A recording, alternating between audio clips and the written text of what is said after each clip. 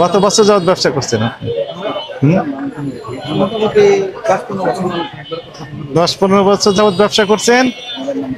মশলা বিক্রি করার পর তারপরে আপনি কি রেটে কিনেছেন সেই ক্যাশ মোমো আপনি পান, কাগজ নেই না না ওনার কাছে ডিউ না তো মানে ক্রেডিটেড।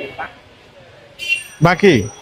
আচ্ছা, ক্যাশ মেমোতে লেখা থাকবে বকেয়া, যখন পরিশোধ করবেন তখন পরিশোধ পেড কিতে, বাকিতে নেন কেন তাহলে? নগদে নেবেন? ক্রেডিট ঠিক আছে, বাকিতে হতে পারে, কিস্তিতে হতে পারে, নগদে হতে পারে। পণ্য ক্রয় বিক্রয় তিন ভাবেই হতে পারে, বাকিতে, কিস্তিতে, নগদে, অথবা আংশিক বাকি আংশিক নগদ। পাকা ক্যাশ মেমোতে লেখা থাকবে। বলছি যে আমাদের একটা কপি দিয়ে বলছি যে দেখুন।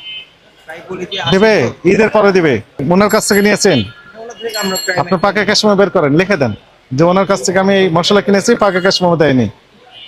দেয়নি বলতে উনি আমার পেড হলে দিয়ে দিবেন। হ্যাঁ, সেটাই লেখেন যে ওই দেয় কখন, টাকা পরিশোধের পর। পরিশোধের পর আমরা হ্যাঁ, সেটা লিখে দেন, লিখে দেন।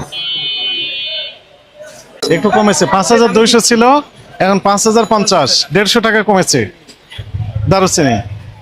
আর 4800 ছিল যেটি, সেটি 4400 এখন, তাহলে 200 কমেছে। 200 থেকে 400 টাকা কমেছে, এটি ভালো। 100-150 টাকা 100, 150, 200